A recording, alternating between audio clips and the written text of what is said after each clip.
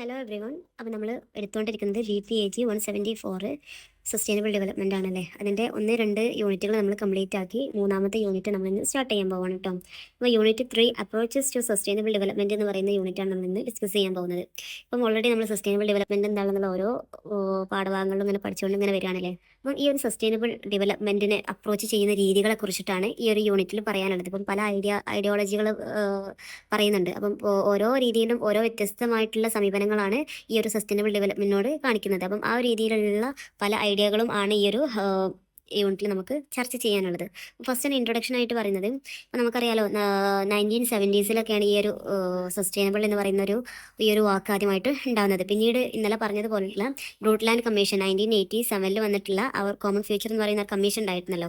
അങ്ങനെ അദ്ദേഹത്തിൻ്റെ കീഴിലുള്ള ഈ ഒരു കമ്മീഷൻ്റെ കീഴിലാണ് ഇത്രയും ബ്രോഡായിട്ടുള്ള ഒരു പദമായിട്ട് പിന്നീട് സസ്റ്റൈനബിൾ ഡെവലപ്മെൻറ്റ് എന്നുള്ള ഈ ഒരു വാക്ക് മാറുന്നത്. അപ്പം അതുവരെ ആളുകൾ വിചാരിച്ചിരുന്നത് എന്താണെന്ന് ചോദിച്ചാൽ, ഈ ഒരു ഡെവലപ്മെൻറ്റ് എന്ന് പറയുന്നത് ഈ സാമ്പത്തികമായിട്ടുള്ള വളർച്ചയെ മാത്രമാണ് ഡെവലപ്മെൻറ്റ് എന്ന് പറയുന്നത് എന്നുള്ളതാണ്.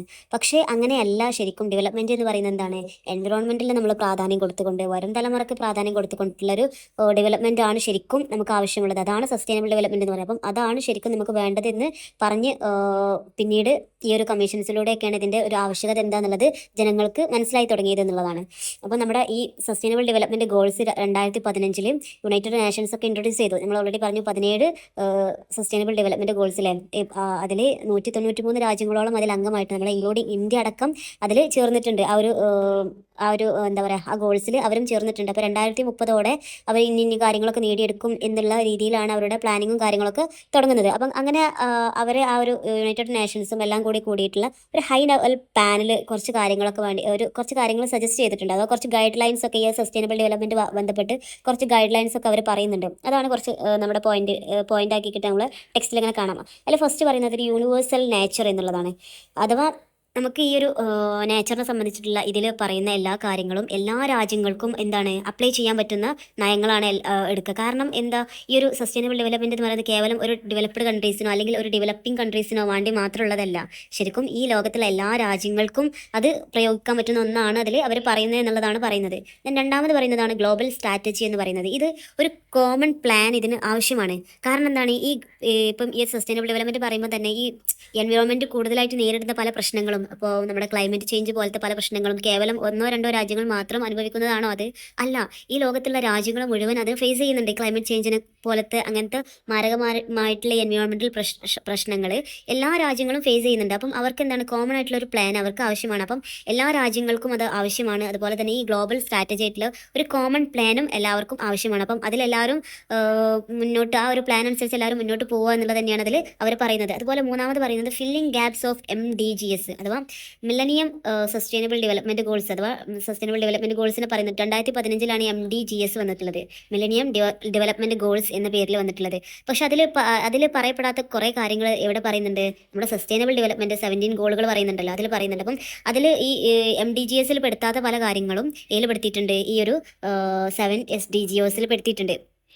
അപ്പം അതിൽ കൂടുതലായിട്ടും എൻവിറോൺമെൻറ്റിന് കൂടുതലായിട്ട് പ്രാധാന്യം കൊടുത്തിരുന്നില്ല. അപ്പം എൻവിറോൺമെൻറ്റിന് ഒന്നും കൂടെ പ്രാധാന്യം കൊടുത്തുകൊണ്ടുള്ള നയങ്ങളൊക്കെ രൂപീകരിക്കാൻ തുടങ്ങി എന്നുള്ളതാണ്. നമ്മുടെ ഈ ഒരു ഗോളിന് അനുസൃതമായിട്ടുള്ള നയങ്ങളൊക്കെ രൂപീകരിക്കാൻ തുടങ്ങി എന്ന് പറയുന്നുണ്ട്. അതുപോലെ കോംപ്രഹെൻസീവ് അപ്രോച്ച് പറയുന്നുണ്ട്. അപ്പം ഇത് എല്ലാ രീതിയിലുള്ള, ഇപ്പം നമ്മൾ ഈ ഒരു സസ്റ്റൈനബിൾ ഡെവലപ്മെൻറ്റ് 3 ഡയമെൻഷൻസ് ഒക്കെ പറഞ്ഞിട്ടുണ്ട്. നമ്മൾ എക്കണോമിക് ആയിട്ടുള്ള, സോഷ്യൽ ആയിട്ടുള്ള, എൻവയോൺമെൻറ്റൽ ആയിട്ടുള്ള ഈ ഡയമെൻഷനുകളൊക്കെ നമ്മൾ പറഞ്ഞു. അപ്പം ഇത് എല്ലാ ഡയമെൻഷൻസിലും എന്ത് ചെയ്യണം? അപ്ലൈ ചെയ്യണം. സാമ്പത്തികമായിട്ടും നമുക്ക് ഡെവലപ്മെൻറ്റ് ആവശ്യമാണ്, സാമൂഹികമായിട്ടും ഡെവലപ്മെൻറ്റ് ആവശ്യമാണ്, അതുപോലെ തന്നെ ഒരു എൻവിറോൺമെൻറ്റൽ പരമായിട്ടുള്ള ഡെവലപ്മെൻറ്റ് നമുക്ക് ആവശ്യമാണ്. അപ്പം ഇത് 3 മേഖലകളിലും അപ്ലൈ ചെയ്യണം എന്നുള്ളത് തന്നെയാണ് നമ്മുടെ ഇതിൻ്റെ ഭാഗമായിട്ട് അവർ കണ്ടെത്തി പറയുന്ന കാര്യം. അതുപോലെ തന്നെ ടൈം ഫ്രെയിം വർക്ക് വേണം എന്നുള്ളത്.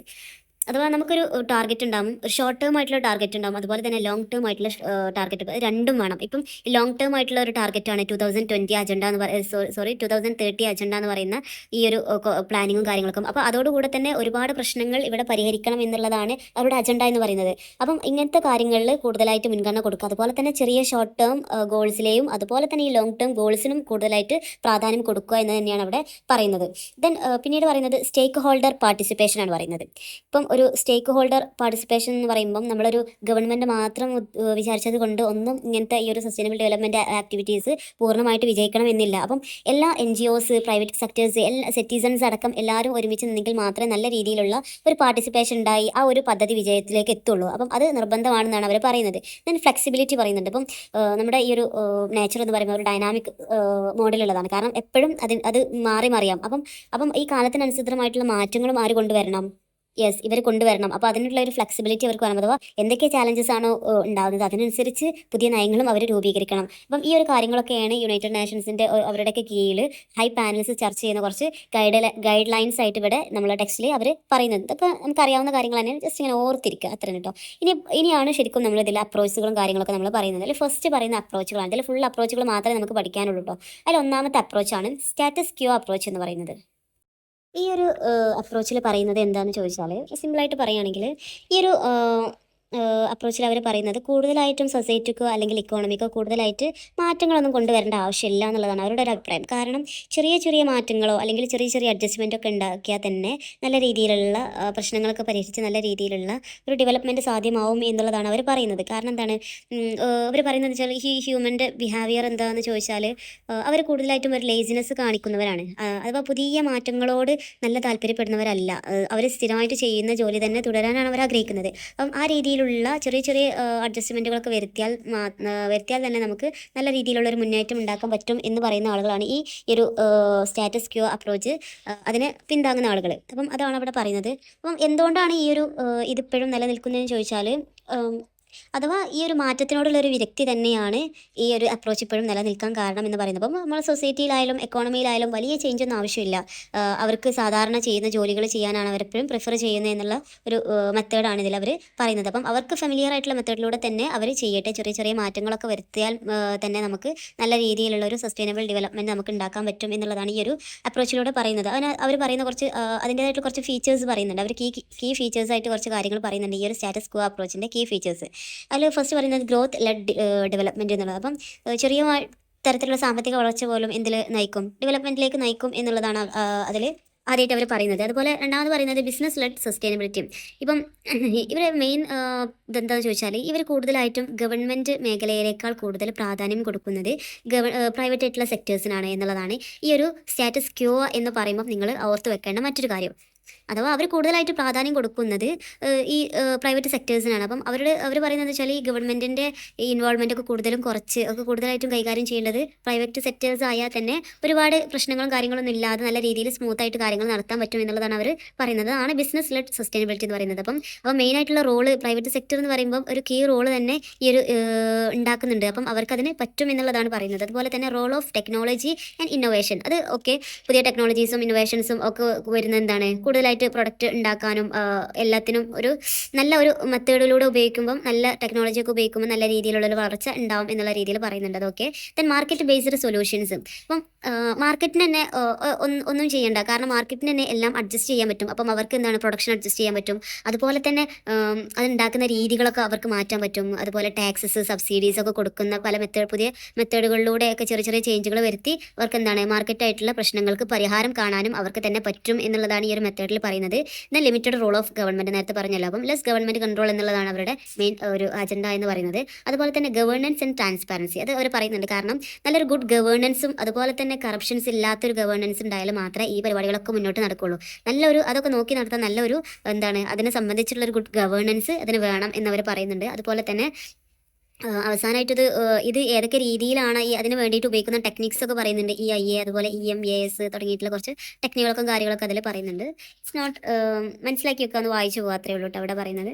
ദെൻ അതാണ് ഈ ഒരു മെത്തേഡ് എന്ന് പറയുമ്പോൾ. അപ്പം മനസ്സിലായല്ലോ, വലിയ ചേഞ്ചുകളൊന്നും ആവശ്യമില്ല. സാധാരണ അവർ ചെയ്യുന്ന കാര്യങ്ങളൊക്കെ ചെയ്ത് മുന്നോട്ട് പോട്ടെ. ചെറിയ ചെറിയ അഡ്ജസ്റ്റ്മെൻറ്റുകൾ ഉണ്ടായാലും തന്നെ നല്ല രീതിയിൽ ഈ പ്രവർത്തനം ചെയ്യാൻ പറ്റും എന്നുള്ളതും, അതുപോലെ തന്നെ ഗവൺമെൻറ്റിന് കൂടുതൽ പ്രാധാന്യം കൊടുക്കാതെ പ്രൈവറ്റ് സെക്ടേഴ്സാണ് കൂടുതലായിട്ട് കൈകാര്യം ചെയ്യേണ്ടത് എന്നുള്ള രീതിയിലാണ് ഈ ഒരു സ്റ്റാറ്റസ് ക്യോ അപ്രോച്ചിൽ പറയുന്നത്. പിന്നീട് പറയുന്ന അപ്രോച്ചാണ് കമ്മ്യൂണിറ്റി കപ്പാസിറ്റി ബിൽഡിംഗ് അപ്രോച്ച് എന്ന് പറയുന്നത്. അഥവാ ഈ ഒരു അപ്രോച്ച് വഴി focus on empowering people especially the poor എന്നുള്ളതാണ്. ജനങ്ങൾക്കാണ് ഇതിൽ കൂടുതലായിട്ട് പരിഗണന കൊടുക്കുന്നത്. എസ്പെഷ്യലി ആർക്കാണ്? പാവപ്പെട്ട ആളുകൾക്കാണ്. കാരണം അവരുടെ സ്കില്ലും നോളജും എബിലിറ്റിയും ഒക്കെ ഇമ്പ്രൂവ് ചെയ്യിക്കുന്നതിലൂടെ അവരെന്താണ്, അവരെ നല്ലൊരു ആക്റ്റീവായിട്ടുള്ള ഒരു പാർട്ടിസിപ്പേഷന് അവർക്കൊരു അവസരം കൊടുക്കുകയാണ് ഈ ഒരു അപ്രോച്ചിലൂടെ അവർ പറയുന്നത്. കാരണം അങ്ങനത്തെ ആളുകളൊക്കെ മുൻനിരയിലേക്ക് വരണം. കാരണം അതിലൂടെ മാത്രമാണ് ആ ഒരു സൊസൈറ്റിക്ക് മുഴുവനായിട്ടും നല്ലൊരു സസ്റ്റൈനബിൾ ആയിട്ടുള്ള ഡെവലപ്മെൻറ്റ് ഉണ്ടാവുള്ളൂ എന്നുള്ളതാണ് അവർ പറയുന്നത്.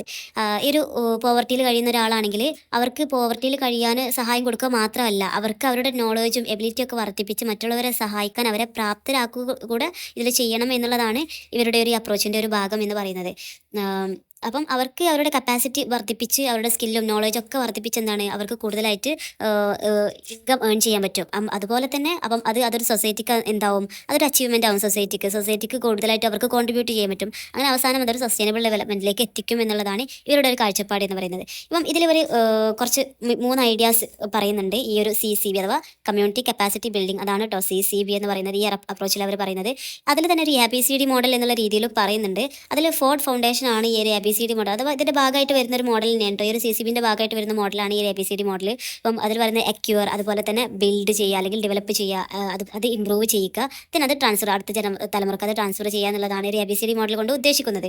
ദെൻ അപ്പോൾ നമ്മുടെ ഈ ഒരു CCB അപ്രോച്ചിൽ ഉപയോഗിക്കുന്ന ഒരു മോഡലാണ് ഈ ഒരു ABCD മോഡൽ എന്ന് പറയുന്നത്. അപ്പോൾ നമ്മുടെ ഈ ഒരു അത് പോട്ടെ, ഇതിൽ പറഞ്ഞപ്പോൾ ഞാനത് പറഞ്ഞെന്ന് മാത്രം.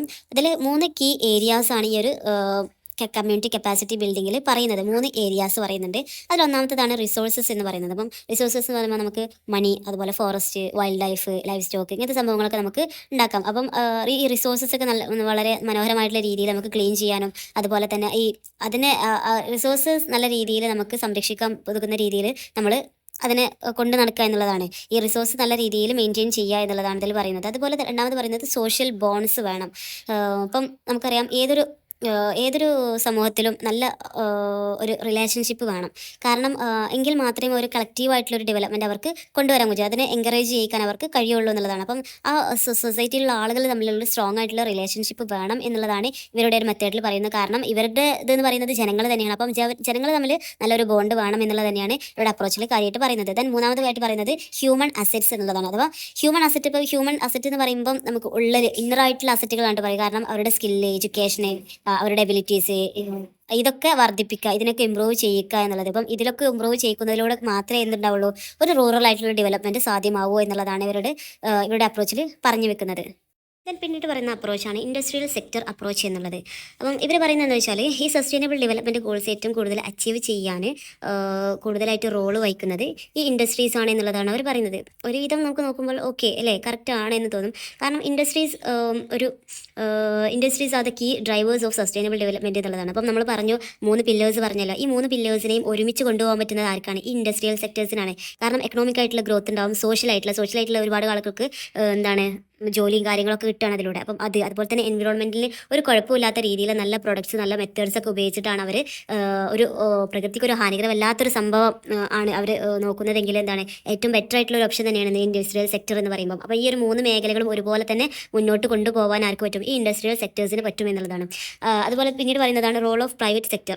അപ്പം നമ്മൾ ഈ പറഞ്ഞ പോലെ തന്നെ ഒരുപാട് ജോലി ക്രിയേറ്റ് ചെയ്യാനും അതുപോലെ തന്നെ എക്കണോമിക് ആയിട്ടുള്ള ഗ്രോത്തിനും ഒരുപാട് ഇൻവെസ്റ്റ്മെൻറ്റ് പ്രൊവൈഡ് ചെയ്യാനും ഫിനാൻസ് പ്രൊവൈഡ് ചെയ്യാനും ഒക്കെ കെൽപ്പുള്ള സെക്ടേഴ്സാണ് ആര്? ഈ പ്രൈവറ്റ് സെക്ടേഴ്സ് എന്ന് പറയുന്നത്. അപ്പം അവർക്ക് അതിലൊക്കെ കൂടുതലായിട്ടും പ്രാധാന്യം ഈ പ്രൈവറ്റ് സെക്ടേഴ്സിന് അതിലൊക്കെ അവരുടെ കമ്പനീസിലൊക്കെ ഉണ്ട് കേട്ടോ. അപ്പം അതുപോലെ തന്നെ അവർക്ക് ഇന്നോവേറ്റീവ് ആയിട്ടുള്ള സൊല്യൂഷൻസ്, അവർക്ക് ഒരു ഗ്ലോബൽ ചേഞ്ചുകളൊക്കെ വരുമ്പം അവർക്ക് പുതിയ മാറ്റങ്ങൾ അവർക്ക് കൊണ്ടുവരാൻ പറ്റും, നല്ല രീതിയിലുള്ള മാറ്റത്തിലുള്ള സംവിധാനങ്ങൾ അവരുടെ രീതിയിൽ അവർക്ക് കൊണ്ടുവരാൻ പറ്റും എന്നൊക്കെ ഉള്ളത് തന്നെയാണ് ഈ ഒരു റോൾ ഓഫ് പ്രൈവറ്റ് സെക്ടറിൽ അതിൽ പറയുന്നത്. ദെൻ പിന്നീട് പറയുന്നതാണ് സസ്റ്റൈനബിൾ ഇൻഡസ്ട്രിയൽ ഡെവലപ്മെൻറ്റ്സ് അഥവാ SID, സസ്റ്റൈനബിൾ ഇൻഡസ്ട്രിയൽ ഡെവലപ്മെൻറ്റ്സ് എന്ന് പറയുമ്പം ഇതിൽ പറയുന്നത് വെച്ചാൽ industries must be change production methods and product types. അവർക്ക് എന്താണ് ഈ ഇൻഡസ്ട്രീസിന് ഞാൻ നേരത്തെ പറഞ്ഞ പോലെ തന്നെ അവർക്ക് അവരുടെ പ്രൊഡക്ഷൻ മെത്തേഡ്സ് നല്ല രീതിയിലാക്കാൻ പറ്റും. അതുപോലെ തന്നെ അവർക്ക് നല്ല പ്രൊഡക്ട്സ് ആളുകളിലേക്ക് എത്തിക്കാനും പറ്റും. അപ്പം അവർ നല്ല രീതിയിൽ പ്രവർത്തിച്ചാൽ തന്നെ എൻവിറോൺമെൻ്റ് ആയിട്ടുള്ള പ്രോബ്ലംസ് ഇല്ലാതാക്കാൻ പറ്റും. അപ്പം അവർക്ക് കൂടുതലായിട്ടും എൻവിറോൺമെൻറ്റൽ പ്രൊട്ടക്ഷന് കൂടുതലായിട്ട് പ്രാധാന്യം കൊടുക്കാൻ പറ്റും. അതുപോലെ തന്നെ ഇന്നോവേഷൻ ആയിക്കോട്ടെ, ഈ ഒരു ഇൻഡസ്ട്രിയൽ കോമ്പറ്റീറ്റീവ്നെസ് ഒക്കെ അവർക്ക് നല്ല രീതിയിൽ പ്രാധാന്യം കൊടുക്കാൻ പറ്റി അവസാനം ഇത് എന്തിലേക്ക് എത്തും? ഒരു ഡെവലപ്മെൻറ്റിലേക്ക് എത്തൂലേ? അത് എന്താണ് ഒരു കൂടുതൽ എംപ്ലോയ്മെൻറ്റിന് സാധ്യത വെക്കുന്നത്, അതുപോലെ തന്നെ സോഷ്യോ എക്കണോമിക് ആയിട്ടുള്ള ഡെവലപ്മെൻറ്റ്സിനൊക്കെ അത് കാരണമാകും. അപ്പോൾ അവരുടെ നല്ല രീതിയിലുള്ള മെത്തേഡുകൾ ഉപയോഗം, അത് നല്ല രീതിയിലുള്ള പ്രൊഡക്ട്സുകളുടെ ഉപയോഗം, അതൊക്കെ ഒരു നല്ല രീതിയിലുള്ളൊരു പരിമിതമായിട്ടുള്ള പരിണിത ഫലങ്ങളാണ് അതിലൂടെ അവർക്ക് ഉണ്ടാക്കാൻ പറ്റുന്നത് എന്നുള്ളതാണ് അതിലൂടെ പറയുന്നത്. Then examples of industries contribution to SDGs അഥവാ സസ്റ്റൈനബിൾ ഡെവലപ്മെൻറ്റ് ഗോൾസിലുള്ള നമ്മുടെ ഇൻഡസ്ട്രിയുടെ ഒരു കോൺട്രിബ്യൂഷൻ ഏതൊക്കെ സെക്ടേഴ്സിലാണെന്നുള്ളത് പറയുന്നത്. ഇപ്പം ഫസ്റ്റ് നോക്കുകയാണെങ്കിൽ റീറ്റെയിൽ സെക്ടർ പറയുന്നത്, ഇപ്പം റീറ്റെയിൽ ആയിട്ടുള്ള സെക്ടേഴ്സിൽ അവർക്ക് എന്താണ് നല്ല രീതിയിലുള്ള സസ്റ്റൈനബിൾ ആയിട്ടുള്ള പ്രൊഡക്ട്സ് അവർക്ക് പ്രൊമോട്ട് ചെയ്യാൻ പറ്റും. ഈ ചെറിയ ഷോപ്പുകളിലൊക്കെ നല്ല പ്രോഡക്ട്സ് അവർക്ക് കൊണ്ട് ചെന്ന് എത്തിക്കാൻ പറ്റും. അതുപോലെ തന്നെ ബാങ്കിങ് സെക്ടേഴ്സിൽ നോക്കുകയാണെങ്കിലോ നല്ല രീതിയിലുള്ള ഫിനാൻഷ്യൽ സപ്പോർട്ട് അവർക്ക് ഈ ഒരു എന്താ പറയുക, അഥവാ ഈ ഒരു ഡെവലപ്മെൻറ്റിന് ആവശ്യമായിട്ടുള്ള ഡെവലപ്മെൻറ്റ് ഗോൾസിന് ആവശ്യമായിട്ടുള്ള നല്ല രീതിയിലുള്ള ഫിനാൻഷ്യൽ സപ്പോർട്ട് കൊടുക്കുന്നത് ഈ ബാങ്കിങ് സെക്ടേഴ്സാണ്. അപ്പം ഇതൊക്കെ ആരെ കീഴിലുള്ളതാണ്? ഈ ഇൻഡസ്ട്രീസിൻ്റെ കീഴിലുള്ളതാണ് കേട്ടോ. അവർക്ക് എങ്ങനെയൊക്കെ SDGs അഥവാ സസ്റ്റൈനബിൾ ഡെവലപ്മെൻറ്റ് ഗോൾസിലേക്ക് ഇൻവോൾവ് ആവാൻ പറ്റും എന്നുള്ളതാണ് പറയുന്നത്. ഇപ്പം ബാങ്കിങ് സെക്ടേഴ്സിനാണെങ്കിലോ നല്ല രീതിയിൽ ഫിനാൻഷ്യൽ ആയിട്ടുള്ള സപ്പോർട്ട് കൊടുക്കാൻ പറ്റും. പിന്നെ എനർജി സെക്ടേഴ്സ് ആണെങ്കിലോ ഇപ്പം ഈ കൂടുതലായിട്ടുള്ള ഈ അഥവാ നോൺ റിന്യൂവബിൾ ഐറ്റംസ് ഒന്നും ഉപയോഗിക്കാതെ നല്ല റിന്യൂവബിൾ ആയിട്ടുള്ള എനർജി കൂടുതലായിട്ട് ഇപ്പോൾ നമുക്ക് അറിയാം സോളാർ പാനൽസ് ഒക്കെ ഉപയോഗിക്കൂലേ. അപ്പം അങ്ങനത്തെ രീതിയിലുള്ളൊക്കെ കറണ്ട് ഉൽപ്പാദനം ഒക്കെ ആ രീതിയിൽ ആക്കി മാറ്റുമ്പം ആർക്കും പ്രകൃതിക്കും ശോഭം വരുന്നില്ല, ആർക്കും ശോഭം വരുന്നില്ല അല്ലേ. അപ്പം ആ രീതിയിലേക്ക് മാറ്റുക എന്നുള്ളത് അവരുടെ ഒരു കോൺട്രിബ്യൂഷൻ തന്നെയാണ്. അതുപോലെ തന്നെ എഡ്യൂക്കേഷൻ രീതിയിലാണെങ്കിലോ എഡ്യൂക്കേഷൻ നല്ല ക്വാളിറ്റി എഡ്യൂക്കേഷനെ അവർക്ക് സപ്പോർട്ട് ചെയ്യാൻ പറ്റും. നല്ല രീതിയിൽ ആളുകൾക്ക് ഉത്ബോധനമൊക്കെ കൊടുത്ത് അത് നല്ല രീതിയിലുള്ള ആളുകളുടെ ഒരു എഡ്യൂക്കേഷൻ അവർക്ക് മെച്ചപ്പെടുത്താൻ പറ്റും. അപ്പം ഈ ഒരു മേഖലകളിലൊക്കെ അവർക്ക് കൈകടത്തലുകളുണ്ട്. ഇതൊക്കെ ഇൻഡസ്ട്രീസ് കോൺട്രിബ്യൂഷൻസ് കൊടുത്തതാണ് ഈ ഒരു സസ്റ്റൈനബിൾ ഡെവലപ്മെൻറ്റ് ഗോൾസിലേക്കുള്ള കോൺട്രിബ്യൂഷൻസ് ആണ് കേട്ടോ ഈ ഒരു 4 മേഖലകളിൽ നിന്നും അവർ കൊടുത്തിട്ടുള്ളത് എന്നുള്ള പറയുന്നത്. ദെൻ പിന്നീട് പറയുന്നത് ways to achieve SDGs in ഇൻഡസ്ട്രിയിൽ ഏതൊക്കെ തരത്തിലുള്ള സസ്റ്റൈനബിൾ ഡെവലപ്മെൻറ്റ് ഗോൾസ് നമുക്ക് നേടാൻ പറ്റും എന്നുള്ളത്. അപ്പോൾ 2 വേസ് ആണ് ഇതിൽ പറയുന്നത്, 2 വഴികളാണ്. അഥവാ ഈ സസ്റ്റൈനബിൾ ഡെവലപ്മെൻറ്റ് ഗോൾസ് നേടിയെടുക്കാനുള്ള 2 വഴികൾ, ഇതിലൂടെ ഇൻഡസ്ട്രീസിലൂടെ നേടിയെടുക്കാനുള്ള 2 വഴികളാണ് ഇതിൽ പറയുന്നത്.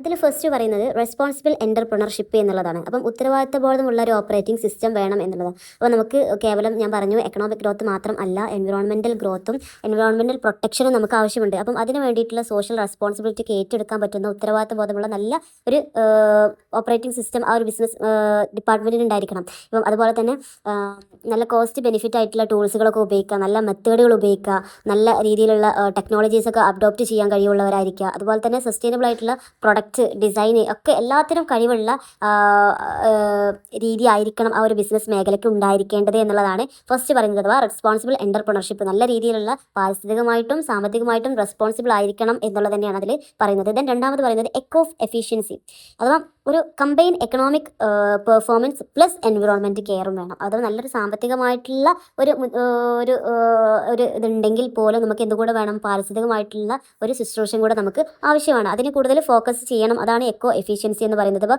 നമ്മൾ വേസ്റ്റ് കുറയ്ക്കണം, റെഡ്യൂസിങ് വേസ്റ്റ്. അതുപോലെ തന്നെ കുറഞ്ഞ രീതിയിലുള്ള നോൺ റിന്യൂവബിൾ ഐറ്റംസ് ഉപയോഗിക്കാതൊക്കെ കഴിയുന്നതും, ഇനി ഉപയോഗിക്കുകയാണെങ്കിൽ തന്നെ വളരെ കുറഞ്ഞ രീതിയിൽ മാത്രം നോൺ റിന്യൂവബിൾ റിസോഴ്സസ് ഉപയോഗിക്കുക. അതുപോലെ തന്നെ റിന്യൂവബിൾ റിസോഴ്സസ് കൂടുതലായിട്ട് ഉപയോഗിക്കുക. അതുപോലെ തന്നെ ഇൻക്രീസിങ് ഈ ഗുഡ്സ് സർവീസും ഒക്കെ ഉണ്ടാക്കുന്ന ആ ഒരു മെത്തേഡുകൾ നല്ല രീതികളൊക്കെ ഉപയോഗിച്ച് അത് മെച്ചപ്പെടുത്തുക, വേസ്റ്റുകൾ കുറയ്ക്കുക.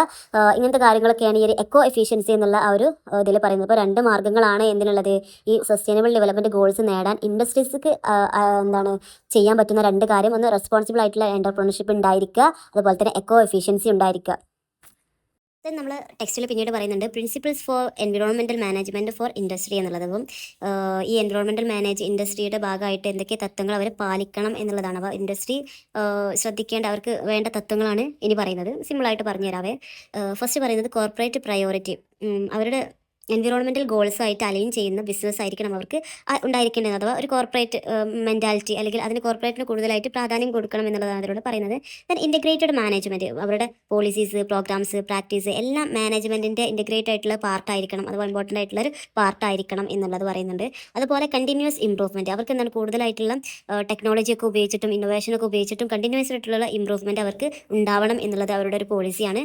ദെൻ പ്രിൻസിപ്പിളാണ്.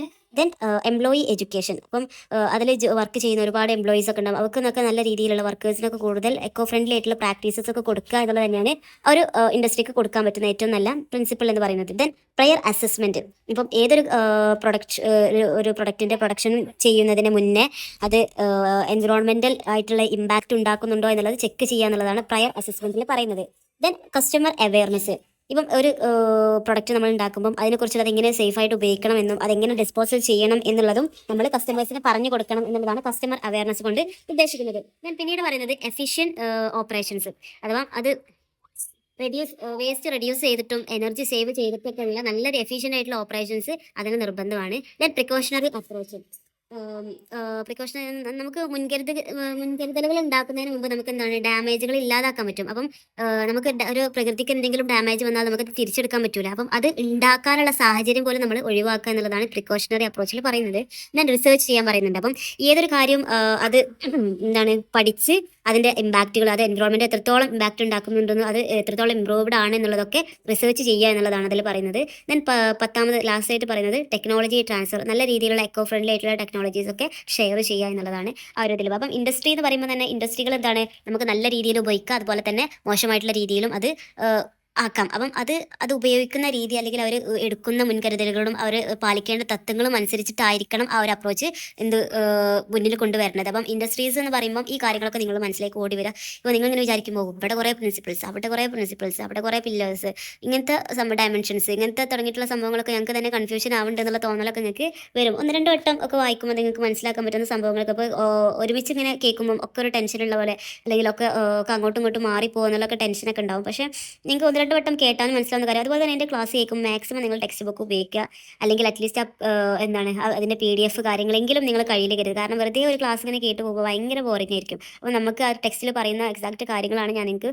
പറഞ്ഞു തരുന്നത്. അപ്പം നിങ്ങൾക്ക് അതായിട്ട് കണക്ട് ചെയ്യണമെങ്കിൽ നല്ല അത് നിങ്ങളിങ്ങനെ കണ്ടുകൊണ്ടിരിക്കണം. അപ്പോഴാണ് നിങ്ങൾക്ക് ഞാൻ എന്താ പറയുന്നത് എന്നുള്ളതിൻ്റെ മീനിങ് നിങ്ങൾക്ക് മനസ്സിലാവുള്ളൂ.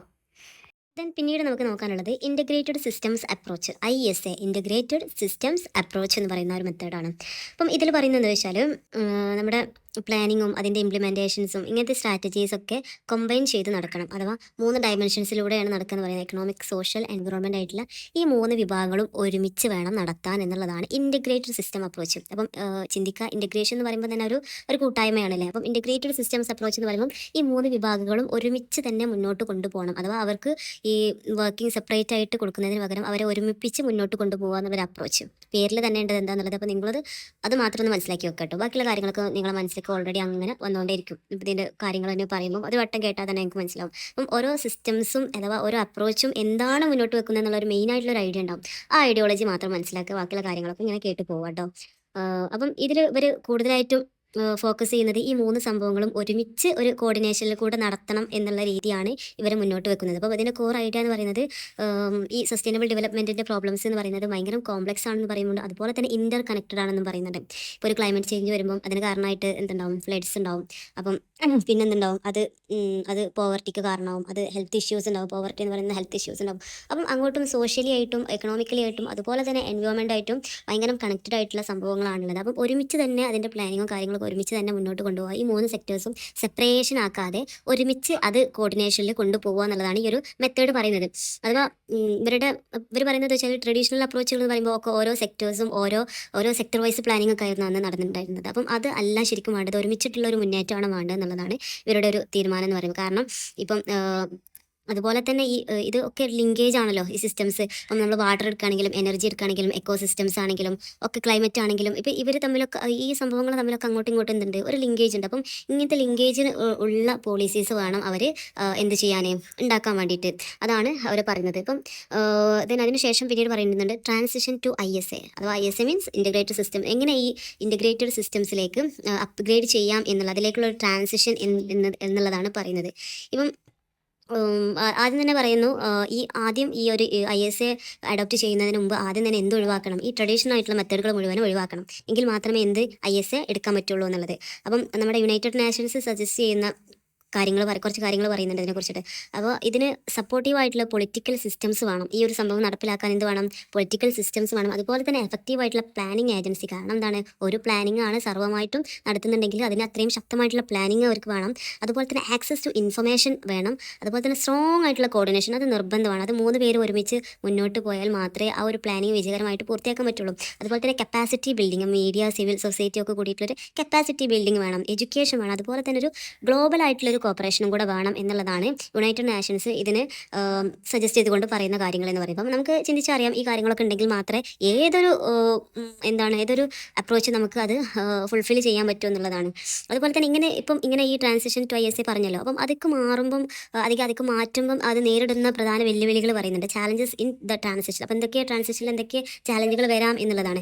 ഇപ്പം ഈ lack of stakeholders participation. ഇപ്പം സ്റ്റേക്ക് ഹോൾഡേഴ്സ് തമ്മിലുള്ള പാർട്ടിസിപ്പേഷൻ ഇല്ലാതെയായാലും അഥവാ ഒരു ടീം മാത്രം പുറകോട്ട് നിന്നാലും അത് ഫുൾഫിൽ ആവുമോ, അത് ഒരു സക്സസ് ആയിട്ട് വരുമോ? ഇല്ല, ഒരിക്കലുമില്ല. അതുപോലെ തന്നെ കറപ്ഷന്, ഫിനാൻഷ്യൽ ആയിട്ടുള്ള പ്രശ്നങ്ങൾ, ഡെപ്ത്, ഇതൊക്കെ ഇതിൻ്റെ ഒരു നെഗറ്റീവ് ആയിട്ടുള്ള ഒരു വശങ്ങളാണ്. ഇതിൻ്റെന്ന് മാത്രമല്ല എല്ലാത്തിൻ്റെയും നെഗറ്റീവ് ആയിട്ടുള്ള വശങ്ങൾ നമുക്ക് ഈ കറപ്ഷനും അതുപോലെ തന്നെ ഈ പാർട്ടിസിപ്പേഷൻ ഇല്ലായ്മയും ഒക്കെ നമുക്ക് ഉൾപ്പെടുത്താൻ പറ്റും. അതുപോലെ തന്നെ തമ്മിൽ അങ്ങോട്ടും ഇങ്ങോട്ടും ഒരു കോൺഫ്ലിക്റ്റ് ഉണ്ടാവുക, അതുപോലെ എന്തെങ്കിലും ചെറിയൊരു പ്രശ്നങ്ങൾ ഉണ്ടായി തന്നെ അത് ആകെ മൊത്തം ഒരു പ്രശ്നത്തിലേക്ക് വഴിവെക്കും അല്ലേ.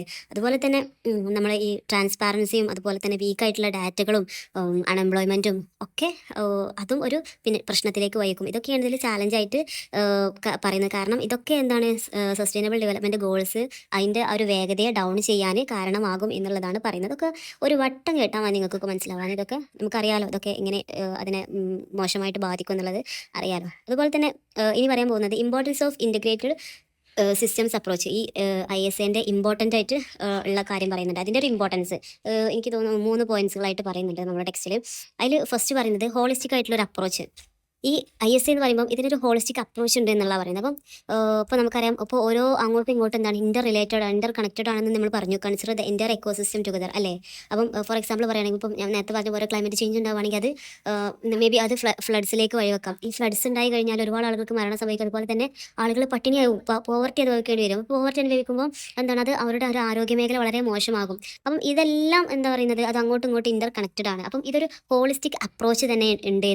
ഈ ISA എന്ന് പറയുന്ന ഈ അപ്രോച്ചിന് ഹോളിസ്റ്റിക് ആയിട്ടുള്ള ഒരു വേർഷനും കൂടെ ഉണ്ട് എന്നുള്ള പറയുന്നത്. അതുപോലെ തന്നെ പിന്നീട് പറയുന്ന രണ്ടാമത്തെ കാര്യമാണ് ലോക്കൽ കൺസിഡറേഷൻ എന്ന് പറയുന്നത്. അപ്പം നമുക്കറിയാം ഓരോ പ്രദേശത്തും ഓരോ പ്രദേശത്തിൻ്റെ ആവശ്യങ്ങളും പ്രശ്നങ്ങളും വ്യത്യസ്തമാണ്. അപ്പം ഓരോ പ്രദേശത്തിനനുസരിച്ചിട്ടുള്ള പോളിസി ഇത് നടപ്പിലാക്കുക. അല്ലാതെ ഒരു പോളിസി എല്ലാ സ്ഥലത്തും ഒരുമിച്ച് ഒരുപോലെ നടപ്പാക്കണമെന്നല്ല വേണ്ടത്. അപ്പം ഓരോ പ്രദേശത്തും അതിൻ്റെ ആവശ്യങ്ങളും അനാവശ്യങ്ങളും ഒക്കെ മനസ്സിലാക്കി വേണം നമ്മൾ അത് അവതരിപ്പിക്കാൻ വേണ്ടിയിട്ട്. അത് ആവശ്യമുള്ള സ്ഥലത്ത് അതായി ചെയ്യുക, അതല്ലെങ്കിൽ അതിനേക്കാളും കൂടുതൽ ആവശ്യമുള്ള സ്ഥലത്തേക്ക് അതിനേക്കാളും കൂടുതലായിട്ട് തന്നെ ആ പരിപാടി ഊർജിതമായിട്ട് അവിടെ എത്താൻ വേണ്ടിയിട്ടുള്ള നടപടികൾ ചെയ്യുക എന്നുള്ളതാണ് ലോക്കൽ കൺസിഡറേഷൻ എന്നതുകൊണ്ട് ഉദ്ദേശിക്കുന്നത്. ദെൻ സിനേജിസം അഥവാ കമ്പൈൻഡ് ആയിട്ടുള്ള എഫേർട്ട്. ഇതിൽ പറയുന്നത് different sectors work together for multiple SDGs. അപ്പം ഓൾറെഡി നമ്മൾ പറഞ്ഞല്ലോ, ഈ ഒരു ISA എന്ന് പറയുന്നത് തന്നെ എല്ലാ വിഭാഗങ്ങളും കൂടെ ഒരുമിച്ച് പ്രവർത്തിക്കുക എന്നുള്ളതാണ്. അപ്പം അങ്ങനെ പ്രവർത്തിക്കുമ്പം അത് കോസ്റ്റ് കുറക്കാൻ കാരണമാകും, അതുപോലെ തന്നെ അതിൻ്റെ എഫിഷ്യൻസി കൂട്ടാൻ അത് കാരണമാകും. അങ്ങനെ പല നേട്ടങ്ങളും അതുകൊണ്ടുണ്ട്. അപ്പം ഇത് തന്നെയാണ് കമ്പൈൻഡ് എഫേർട്സ് കൊണ്ട് ഉദ്ദേശിക്കുന്നത്. അത് അത്രയും ഇമ്പോർട്ടൻ്റ് ആണ്. അതോ ഈ ISA എന്ന് പറയുന്ന ഈ അപ്രോച്ച് കൂടുതൽ എഫിഷ്യൻ്റ് ആവാനുള്ള ഒരു കാരണം, അഥവാ മോസ്റ്റ് എഫക്റ്റീവ് ആയിട്ടുള്ള ഒരു അപ്രോച്ച് ആവാനുള്ള കാരണം എന്താണെന്ന് ചോദിച്ചാൽ ഈ ബെറ്റർ കോർഡിനേഷൻസ് എപ്പോഴും എഫിഷ്യൻ്റ് ആയിട്ടുള്ളൊരു റിസൾട്ടാണ് നമുക്ക് തരുന്നത് എന്നുള്ളതാണ്. അതുപോലെ തന്നെ ബാലൻസ്ഡ് ആയിട്ടുള്ള ഡെവലപ്മെൻറ്റും നൽകുന്നുണ്ട് എന്നുള്ളത് കൊണ്ട് തന്നെയാണ് ഈ ഒരു ISA എപ്പോഴും ഒരു മുൻപന്തിയിൽ നിൽക്കാൻ തന്നെ കാരണം എന്നുള്ളതാണ്. ഇപ്പം നമ്മൾ ഇൻ്റഗ്രേറ്റഡ് ആയിട്ടൊരു ക്ലൈമറ്റ് പോളിസി നമ്മൾ ഇറക്കുകയാണെങ്കിൽ ആ ക്ലൈമറ്റ് പോളിസി ചെയ്യുമ്പം തന്നെ അത് എന്തൊരു കാരണമാകും, ഹെൽത്തും അതുപോലെ തന്നെ നല്ലൊരു ഹെൽത്തിന് അതൊരു കാരണമാകും. അപ്പോൾ അഥവാ അതിന് കുറക്കാനുള്ള സംഭവമായിരിക്കും, അത് നമ്മുടെ ഹെൽത്തിനൊന്നും കൂടെ ബെറ്റർ ആയിരിക്കും. അപ്പം അത് ഒരു കോസ്റ്റ് എഫക്റ്റീവ് ആയിട്ടുള്ള ഒരു രീതിയിലേക്ക് അത് മാറും. അപ്പം ഈ ഓരോ കാര്യങ്ങളും തമ്മിലുള്ള ഒരു ഇൻ്റർ റിലേഷൻ തന്നെയാണ് ഈ 3 ഘടകങ്ങളും ഒരുമിച്ച് പ്രവർത്തിക്കുമ്പോൾ കിട്ടുന്ന റിസൾട്ട് എന്ന് പറയുന്നത്. അപ്പം അതാണ് ഈ ഒരു പോളിസി മുന്നോട്ട് വെക്കുന്നത്, ഈ ഒരു അപ്രോച്ച് മുന്നോട്ട് വെക്കുന്നത് ഈ ഒരു കാര്യങ്ങളാണെന്നുള്ളത് ഓർത്ത് വെക്കുക. ദെൻ പിന്നീട് പറയുന്നത് ഹ്യൂമൻ ഡെവലപ്മെൻറ്റ് അപ്രോച്ച് എന്നുള്ളതാണ്. അപ്പം ഇതൊന്നും കൂടെ രസകരമാണ് ഈ ഹ്യൂമൻ ഡെവലപ്മെൻറ്റ് അപ്രോച്ച് എന്ന് പറയുമ്പോൾ. ഇതിൽ ഇവർ മുന്നോട്ട് വെക്കുന്ന കാര്യം എന്ന് വെച്ചാൽ ഇതിൽ കൂടുതലായിട്ടും ഫോക്കസ് ചെയ്യുന്നത് improving the well being of the people, അല്ലെങ്കിൽ quality of life of the people എന്നുള്ളതാണ്. അപ്പം ഇവർ വിശ്വസിക്കുന്നത് വെച്ചാൽ ഈ എക്കണോമിക് ഗ്രോത്ത് മാത്രമല്ല ശരിക്കും ആളുകൾക്ക് കൂടുതൽ ചോയ്സുകൾ, അഥവാ give more choice for the people എന്നുള്ളതാണ്. അതുപോലെ തന്നെ അവർക്ക് ഓപ്പർച്യൂണിറ്റീസ് ഒക്കെ കൂടുതലായിട്ട് നൽകുന്ന അതാണ് ശരിക്കും ഹ്യൂമൻ ഡെവലപ്മെൻറ്റ് എന്നുള്ളതാണ് ഇവർ പറയുന്നത്. അപ്പം അവർക്ക് ശരിയാണെന്ന് ചോദിച്ചാൽ ശരിയാണ്. കാരണം ആളുകൾക്ക് കൂടുതലായിട്ട് ചോയ്സുകൾ ഉണ്ടാവുക, ഒരുപാട് ഓപ്പർച്യൂണിറ്റീസ് ഉണ്ടാവുക, അത് തന്നെയാണ് ഹ്യൂമൻ ഡെവലപ്മെൻറ്റിൻ്റെ ഒരു ലക്ഷണമായിട്ട് നമ്മൾ പറയുക. അപ്പം അവരുടെ ഹ്യൂമൻ ചോയ്സസ് എക്സ്പാൻഡ് ചെയ്യുക, അഥവാ പീപ്പിൾസ് ചോയ്സ് എക്സ്പാൻഡ് ചെയ്യുക എന്നുള്ളത് തന്നെയാണ് ഹ്യൂമൻ ഡെവലപ്മെൻറ്റ് എന്നുള്ളതാണ് അവരുടെ ഒരു വാദം. 2001 ഹ്യൂമൻ ഡെവലപ്മെൻറ്റ് റിപ്പോർട്ട് പ്രകാരം അവർ ഹ്യൂമൻ ഡെവലപ്മെൻറ്റ് എന്താണെന്ന് പറയുന്നത്, the main goal is not wealth creation alone but improving human lives.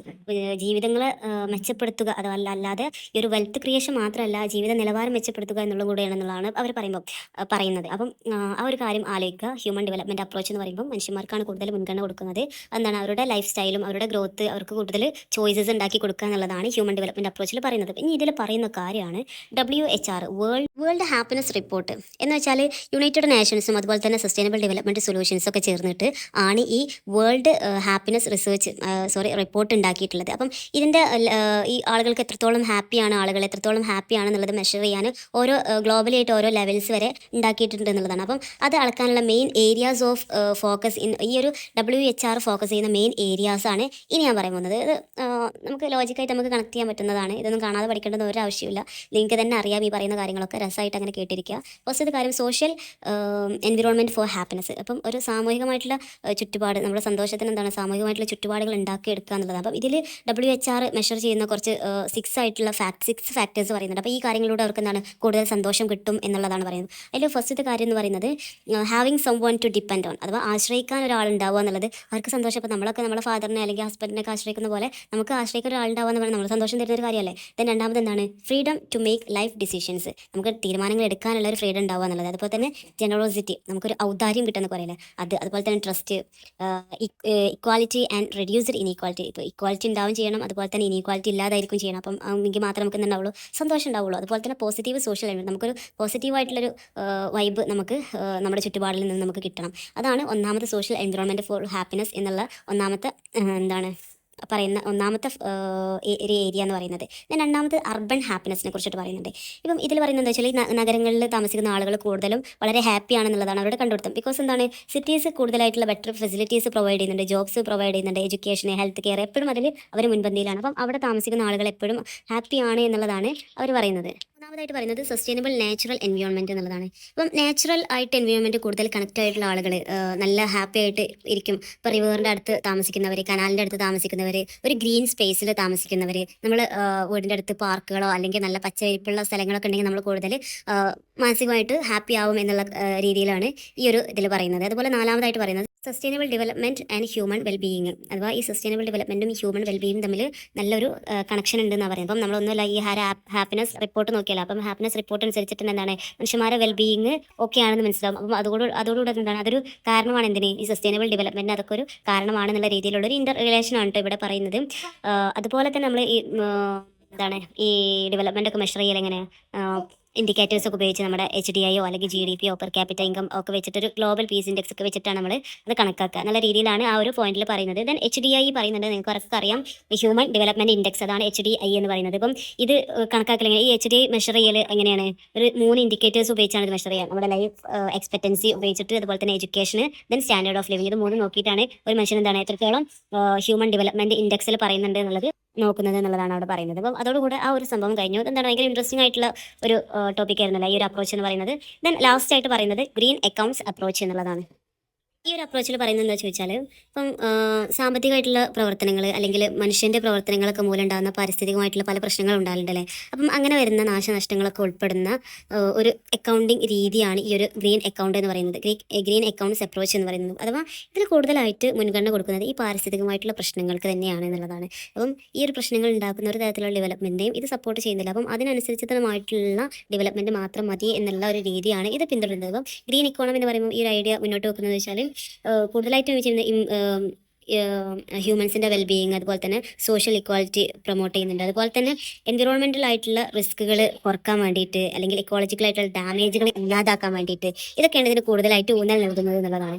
ഇപ്പം സാധാരണ ഒരു അക്കൗണ്ടിങ് സിസ്റ്റത്തിലൊക്കെ എങ്ങനെയാണ് ഡെവലപ്മെൻ്റ് ഒക്കെ നോക്കുക, ഇൻകം നോക്കിയിട്ട് അല്ലെങ്കിൽ പ്രൊഡക്ഷൻ നോക്കിയിട്ട് അല്ലെങ്കിൽ GDP നോക്കിയിട്ടൊക്കെ മെഷർ ചെയ്തിട്ടാണ് ഇതൊക്കെ കണക്ക് കൂട്ടുക. പക്ഷേ ഇതിൽ ഈ ഒരു ഗ്രീൻ അക്കൗണ്ട്സിലേക്ക് വരുമ്പം ഇവർ പൊല്യൂഷന്, ഡീഫോറസ്റ്റേഷന്, റിസോഴ്സസ് ഡിപ്ലീഷൻസ് എന്നിവയൊക്കെ നോക്കി അടിസ്ഥാനപ്പെടുത്തി ഇതൊക്കെ അതിൽ ഉൾക്കൊള്ളിച്ചിട്ടുള്ളൊരു ഡെവലപ്മെൻ്റ് ആണ് അവർ നോക്കുക എന്നുള്ളത്. അപ്പോൾ കൂടുതലായിട്ടുള്ള പ്രാധാന്യം ഈ പറയുന്ന കാര്യങ്ങൾക്കൊക്കെ കൊടുക്കണം എന്നുള്ളതാണ്. ഇതിൽ പിന്നീട് പറയുന്ന കാര്യം ഗ്രീൻ അക്കൗണ്ട്സ് എങ്ങനെയാണ് നാഷൻസിനെ ഹെൽപ്പ് ചെയ്യുന്നത്. അഥവാ green accounts help nation to ഏതൊക്കെ രീതിയിൽ നാഷൻസിനെ ഹെൽപ്പ് ചെയ്യുന്നുണ്ട്. ഒന്നാമത്തെ കാര്യം understand the environmental impact of development. ഇപ്പോൾ ഡെവലപ്മെൻറ്റിൻ്റെ ഇമ്പാക്റ്റ്, എൻവിറോൺമെൻറ്റലായിട്ടുള്ള ഇമ്പാക്റ്റ് എത്രത്തോളം ഡെവലപ്മെൻ്റ് ആയിട്ട് ഉണ്ടാകുന്നുണ്ട് എന്നുള്ളത് മനസ്സിലാക്കാൻ വേണ്ടിയിട്ട് ഈ ഒരു ഗ്രീൻ അക്കൗണ്ട്സ് സഹായിക്കുന്നുണ്ട്. അതുപോലെ തന്നെ ഒരു ബാലൻസ്ഡ് ആയിട്ടുള്ള എക്കണോമിക് ഗ്രോത്ത് വിത്ത് എൻവയോൺമെൻറ്റൽ പ്രൊട്ടക്ഷൻ. എൻവയോൺമെൻറ്റൽ പ്രൊട്ടക്ഷൻ നിലനിർത്തിക്കൊണ്ട് തന്നെയുള്ളൊരു എക്കണോമിക് ഗ്രോത്തും കൂടെ ഇത് ബാലൻസ് ചെയ്യുന്നുണ്ട് എന്നുള്ളത് തന്നെയാണ് ഈ ഒരു ഗ്രീൻ അക്കൗണ്ട്സിൻ്റെ ഏറ്റവും വലിയൊരു ഗുഡ് പോയിന്റ് ആയിട്ട് നമുക്ക് പറയാൻ പറ്റുന്നത്. അതുപോലെ തന്നെ ഇതിൽ പറയുന്ന വേറൊരു മോഡലാണ് നേരത്തെ ഒരു ABCD മോഡൽ പറയുന്ന പോലെ ട്രാൻസ്ഫർ മോഡൽ അപ്രോച്ച് എന്ന് പറയുന്നത്. ഇതിൽ പറയുന്ന ഒരു പ്രത്യേകമായിട്ടുള്ളൊരു മോഡൽ തന്നെയാണ്. അപ്പം ഇതൊക്കെ എന്താ വെച്ചാൽ ഇതൊക്കെ ഈ ഒരു കാര്യങ്ങൾ തന്നെയാണ് കേട്ടോ കൺസിഡർ ചെയ്യുന്നത്. അപ്പം അഥവാ ഇതിൽ പറയുന്ന ഇതെന്താ വെച്ചാൽ 3 കാര്യങ്ങളാണ് ഈ ഒരു ട്രാൻസ്ഫർ മോഡൽ അപ്രോച്ചിൽ പറയുന്നത്. 3 കാര്യങ്ങൾക്ക് കൂടുതൽ കൺസിഡർ കൊടുക്കണം, ഡെവലപ്മെൻറ്റ് കൂടുതൽ കൺസിഡറേഷൻ കൊടുക്കേണ്ടത് 3 കാര്യങ്ങൾക്കാണ്. ഒന്നാമത്തത് സ്റ്റോക്ക്, അഥവാ നാച്ചുറൽ റിസോഴ്സസ് എത്രത്തോളം അവൈലബിൾ ആയിട്ടുണ്ട് എന്നുള്ളതാണ് ഈ സ്റ്റോക്സ് എന്ന് പറയുന്നത്. അപ്പം അതിൻ്റെ ഒരു ക്രമം നമ്മൾ അറിഞ്ഞിരിക്കണം. അപ്പോൾ അത് എത്രത്തോളം ഉപയോഗിക്കണം, അത് എത്രത്തോളം ഉപയോഗിക്കാൻ പാടില്ല എന്നുള്ളത് നമ്മൾ അത് അറിഞ്ഞിരിക്കണം. അപ്പോൾ ഒന്നാമത്തെ കാര്യം എന്ന് പറയുന്നത് സ്റ്റോക്സ് തന്നെയാണ്. ഇതിന് രണ്ടാമത്തെ കാര്യം എന്ന് പറയുന്നത് ഫ്ലോസ്, അഥവാ use and the regeneration of the resources. എത്രത്തോളം നമുക്കത് യൂസ് ചെയ്യുന്നുണ്ട് എന്നുള്ളതും അത് എത്രത്തോളം റീജനറേഷൻ ചെയ്യാൻ പറ്റും, റിസോഴ്സസ് എത്രത്തോളം അങ്ങനെ ചെയ്യാൻ പറ്റും എന്നുള്ളത് നമ്മൾ നിർബന്ധമായിട്ടും നമ്മൾ അറിഞ്ഞിരിക്കണമല്ലേ. അപ്പം അതിനനുസരിച്ചിട്ടാണല്ലോ നമ്മൾ ബാക്കി കാര്യങ്ങളൊക്കെ പ്ലാൻ ചെയ്യുക. അപ്പം ഈ 2 കാര്യങ്ങൾ നമ്മൾ അറിഞ്ഞിരിക്കണം. അതുപോലെ തന്നെ ജിയോ ഫിസിക്കൽ കണ്ടീഷൻസ്, അതുപോലെ വാട്ടറിൻ്റെയും ക്ലീൻ വാട്ടർ ആണോ, ഹെൽത്ത്, അതുപോലെ തന്നെ ഫുഡ്, വാട്ടർ, ഇങ്ങനത്തെ സംഭവങ്ങളുടെയൊക്കെ ഒരു ജിയോ ഫിസിക്കൽ കണ്ടീഷൻ നമ്മൾ അറിഞ്ഞിരിക്കണം എന്നുള്ളതാണ് ഇതിൽ മൂന്നാമതായിട്ട് പറയുന്നത് കേട്ടോ. പിന്നീട് ഇതിൽ പറയുന്ന വേറെ കാര്യം എന്താ വെച്ചാൽ ഹെർമൻ ഡാലി എന്ന് പറയുന്ന ഒരു എക്കണോമിസ്റ്റ് ഉണ്ടായിരുന്നു. അദ്ദേഹം ഈ ഒരു സസ്റ്റൈനബിൾ ഡെവലപ്മെൻറ്റിന് 2 പ്രിൻസിപ്പിൾസ് പറയുന്നുണ്ട്, 2 തത്വങ്ങൾ പറയുന്നുണ്ട്. അപ്പം അദ്ദേഹത്തിൻ്റെ കാഴ്ചപ്പാടിൽ ഈ സസ്റ്റൈനബിൾ ഡെവലപ്മെൻറ്റ്സ് എന്ന് പറയുന്നതിന് 2 തത്വങ്ങൾ ഉണ്ട് എന്നുള്ളത്. അതായത് ഇമ്പോർട്ടൻ്റ് ആയിട്ടുള്ള പ്രിൻസിപ്പിൾ എന്ന് പറയുന്നത് ഒന്നാമത്തത് സസ്റ്റൈനബിൾ ഹാർവസ്റ്റ് പ്രിൻസിപ്പിൾ എന്നുള്ളതാണ്. അഥവാ use renewable resources only at the rate at which they can regenerate. അത് എത്രത്തോളം ജനറേറ്റ് ചെയ്യാൻ പറ്റും എന്നുള്ളതിനനുസരിച്ചിട്ടുള്ള മാത്രം ഉപയോഗം. ഇപ്പം എക്സാമ്പിൾ പറയുകയാണെങ്കിൽ, ഇപ്പം നമ്മളൊരു മരം മുറിക്കുകയാണെങ്കിൽ ആ മരം മുറിക്കുന്നതിന് കുഴപ്പമില്ല, പക്ഷേ അത് എത്രത്തോളം മുറിക്കുന്നുണ്ടോ അതിനേക്കാളും കൂടുതലായിരിക്കണം നമ്മൾ ആ ഒരു മരം വെച്ച് പിടിക്കുന്നതിൻ്റെ വളർച്ചാ നിരക്ക് എന്ന് പറയുന്നത്. അപ്പം നമ്മൾ മുറിക്കുന്നതിനേക്കാളും കൂടുതൽ നമ്മളത് എന്ത് ചെയ്യണം, അത് വീണ്ടും അത് ഉണ്ടാക്കണം എന്നുള്ളതാണ് പറയുന്നത്. അതുപോലെ തന്നെ പിന്നീട് പറയുന്ന രണ്ടാമത്തെ പ്രിൻസിപ്പിൾ എന്ന് പറയുന്നത് വേസ്റ്റ് അബ്സർവേഷൻ പ്രിൻസിപ്പിൾ എന്നുള്ളതാണ്. അപ്പം ഇപ്പം നമുക്കറിയാം മാലിന്യങ്ങൾ എന്ന് പറയുന്നത് അത് ചില്ലറ എന്നല്ല ഈ ഒരു പ്രശ്നങ്ങൾ സൃഷ്ടിക്കുന്നത്. അപ്പം അതൊരിക്കലും ഇപ്പം ഒന്നുമല്ല, ഞാൻ ചെറിയൊരു എക്സാമ്പിളായിട്ട് പറയുകയാണെങ്കിൽ ചെറിയ രീതിയിലുള്ള മാലിന്യങ്ങളൊക്കെ ആണെങ്കിൽ ഒരു പുഴയിലേക്ക് പോവുകയാണെങ്കിൽ അപ്പം ഒരുവിധം തന്നെ ആ പുഴ മെയിൻറ്റെയിൻ ചെയ്ത് കൊണ്ടുപോയി അത് ഇല്ലാതാക്കും. പക്ഷേ അത് ഓവറായി കഴിയുമ്പോഴാണ് ആ ഒരു പുഴയിലേക്ക് മാലിന്യം ഇടുമ്പം അത് ഒഴുകാതാവുകയും അത് അവിടെയും ഇവിടെയും ആ വേസ്റ്റുകൾ അവിടെയും ഇവിടെയും തങ്ങി പല പ്രശ്നങ്ങളും ഉണ്ടാക്കുന്നത്. അപ്പം അതെന്താണ്, അത് ഒരിക്കലും അത് ആ ഒരു പുഴക്ക് ചെയ്യാൻ പറ്റുന്നതിലും കൂടുതലായിട്ട് നമ്മൾ ഒരിക്കലും അതിനെ നോവിക്കാൻ പാടില്ല. ആ ഒരു രീതിയിലുള്ള വേസ്റ്റ് അബ്സോർബേഷൻ പ്രിൻസിപ്പിളാണ് അദ്ദേഹം പറയുന്നത്. അപ്പം ഈ 2 കാര്യങ്ങളാണ് ശരിക്കും സസ്റ്റൈനബിൾ ഡെവലപ്മെൻറ്റ് നിലനിർത്താൻ ആവശ്യമായതെന്നുള്ളതാണ് ഈ ഹെർമൻ ഡാലി പറയുന്നത്. അപ്പം ഇതൊക്കെയാണ് ഈ ഒരു യൂണിറ്റിൽ ഉള്ളത്. സോറി കേട്ടോ, ഈ ഒരു വീഡിയോ കുറച്ച് ലോങ് ആയിപ്പോയി. എന്തെങ്കിലും ബുദ്ധിമുട്ടുകൾ ഉണ്ടെങ്കിൽ ക്ഷമിക്കുക. എന്തെങ്കിലും ഡൗട്ടുകളോ കാര്യങ്ങളോ ഉണ്ടെങ്കിൽ തീർച്ചയായിട്ടും നമ്മൾ കമൻറ്റ് ബോക്സിൽ ചോദിക്കുക, ഞാൻ റിപ്ലൈ തരുന്നതായിരിക്കും കേട്ടോ. അപ്പം എല്ലാവരും ഇഷ്ടപ്പെടുകയാണെങ്കിൽ സപ്പോർട്ട് ചെയ്യാം കേട്ടോ.